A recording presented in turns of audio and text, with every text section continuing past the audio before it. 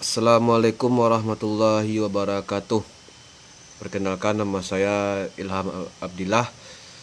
Saya akan mencoba menjelaskan tentang peristiwa tutur dan tindak tutur.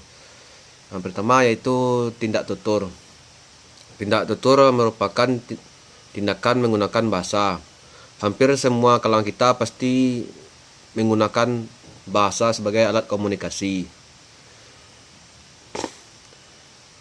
Ketika kita berbicara, kita melakukan tindakan-tindakan seperti membuat laporan, mengajukan pertanyaan, memberi peringatan, dan meminta maaf, dan banyak yang lainnya. Tindak tutur dapat diberikan sebagai sesuatu yang sebenarnya kita lakukan ketika berbicara. Ketika kita terlibat dalam percakapan, kita melakukan beberapa tindakan seperti melaporkan, menyatakan, memperingatkan, menjanjikan, mengusulkan, dan sebagainya.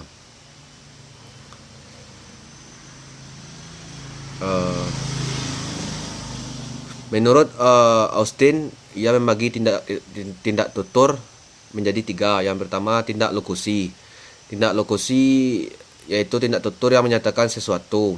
Kata-kata yang diucapkan oleh pembicara dan lawan bicara cukup memahami kata-kata tersebut dengan pengetahuan gramatikal. Contohnya pada kalimat berikut, saya haus. Makna lokusinya adalah kata-kata yang menggambarkan bahwa si pembicara itu benar-benar dia sedang haus, dia pengen haus. Yaitu yang kedua, tindak ilokusi. Tindak ilokusi yaitu dapat ditimbulkan oleh kata-kata yang diucapkan oleh pembicara kepada lawan bicara. Contohnya pada kalimat ini, saya kepanasan. Makna ilusinya adalah si pembicara mengharapkan lawan bicaranya membuka jendela agar ada udara masuk atau mengambilkan minum karena si penutur merasa kehausan akibat udara panas. Yang ketiga, menurut Austin, tindak tutur yaitu tindak perlokusi, yaitu sebuah tuturan yang diutarakan oleh seseorang seringkali mempunyai daya pengaruh. Contohnya, kemarin saya sangat sibuk. Yang kedua, jenis-jenis tindak tutur. Dilihat dari konteksnya, ada 2 macam tindak tutur, yaitu tindak tutur langsung dan tidak tutur tidak langsung. Yang pertama yaitu tindak tutur langsung. Tidak tutur langsung mudah dipahami oleh pendengar karena ujarannya berupa kalimat dengan makna lugas. Contohnya, situasinya di tempat halaman rumah, Bapak, Aisyah tolong sapu halaman itu. Aisyah, baik Pak, segera saya sapu.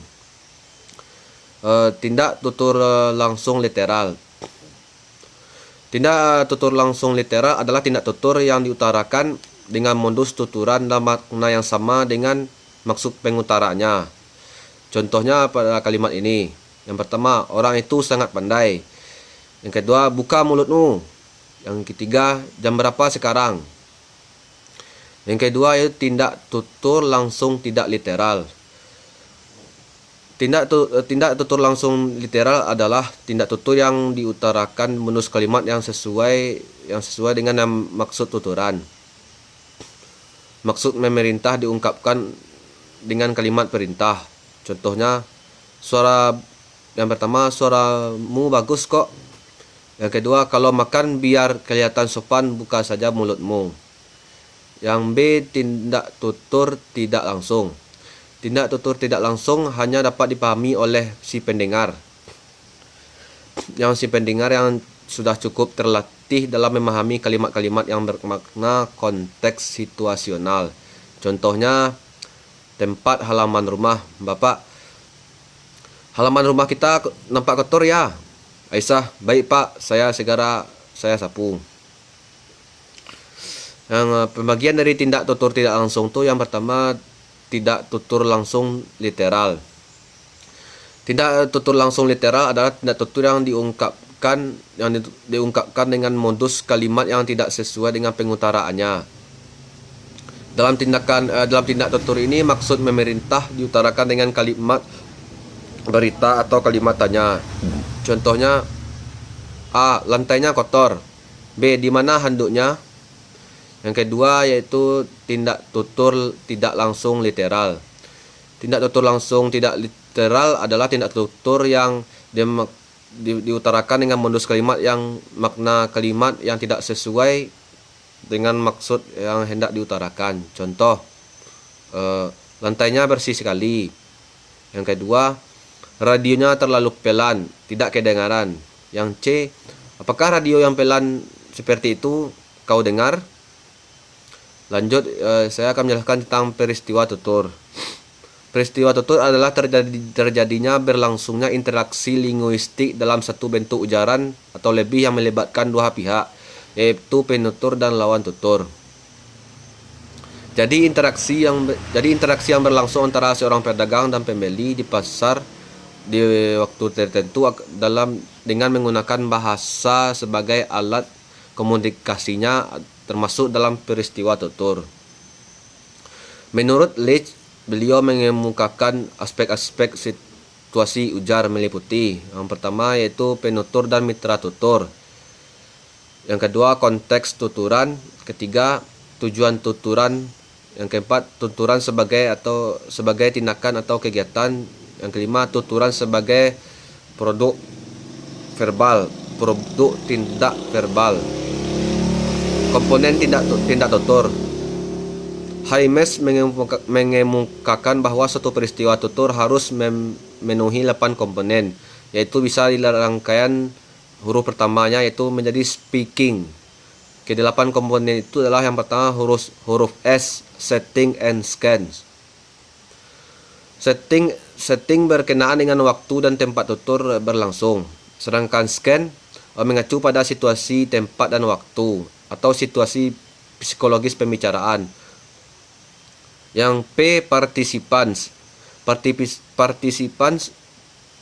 Pihak-pihak yang terlibat dalam pertuturan. Status sosial partisipan sangat menentukan ragam bahasa yang digunakan. Misalnya, anak dalam menggunakan ragam atau gaya bahasa berbeda apabila dia berbicara dengan orang tuanya atau gurunya jika dibandingkan apabila berbicara dengan teman sebayanya. Yang ketiga E, ends. Ends yaitu tujuan komunikasi mengacu pada tujuan yang ingin dicapai. Yang keempat A, sequence, mengacu pada bentuk ujaran dan isi ujaran. Bentuk ujaran ini berkenaan dengan kata-kata yang digunakan, bagaimana penggunanya dan hubungan antara apa yang dikatakan dengan topik. Yang K, mengacu pada nada, cara, dan semangat di mana suatu pesan disampaikan dengan senang hati, serius, singkat, sombong, ataukah mengejek. Yang I, instrumentalities, mengacu kepada jalur bahasa yang digunakan seperti jalur tulis, melalui telegram ataupun telepon. Yang N, norms of interaction and interpretation, mengacu pada norma atau aturan dalam berinteraksi, serta mengacu pada norma penafsiran terhadap ujaran. Yang G, genres, mengacu pada ragam bahasa yang digunakan, misalnya ragam formal, ragam santai, dan sebagainya. Contoh peristiwa tutur dalam percakapan. Guru, ruangan ini gelap sekali, murid, mendung bu di luar. Peristiwa tutur pada percakapan antara guru dan siswa di atas adalah setting and scan di dalam kelas, partisipan guru dan siswa, ends guru meminta siswa untuk menyalakan lampu ruang kelas, sequence tuturan antara siswa dan guru saling berkaitan. K, pada tuturan tersebut, guru dengan menyampaikan tuturan dengan kalimat singkat dengan berupa kalimat sindiran, padahal bermaksud perintah. Sedangkan tuturan siswa tidak memahami maksud yang disampaikan guru dari kalimat kiasannya. Ia memahami bahwa ibu mengatakan tanpa memerintah, karena itu menanggapi bahwa suasana memang mendung. Instrumentalities, bahasa yang digunakan oleh participants adalah lisan. Norms, participants tidak melanggar norma. Genres, tindakan bersikap tenang dan tidak gadung. Tutur dan peristiwa tutur memiliki hubungan yang sangat erat. Keduanya merupakan dua gejala yang terdapat dalam satu proses, yakni proses komunikasi. Peristiwa tutur merupakan peristiwa sosial karena menyangkut pihak-pihak yang bertutur dalam situasi dan tempat tertentu. Peristiwa tutur ini pada dasarnya merupakan rangkaian dan sejumlah tindak tutur yang terorganisasikan untuk mencapai suatu tujuan. Baiklah, mungkin itu saja penjelasan dari saya tentang peristiwa tutur dan tindak tutur. Baiklah, saya akhiri dengan wabillahi taufik wal hidayah. Wassalamualaikum warahmatullahi wabarakatuh.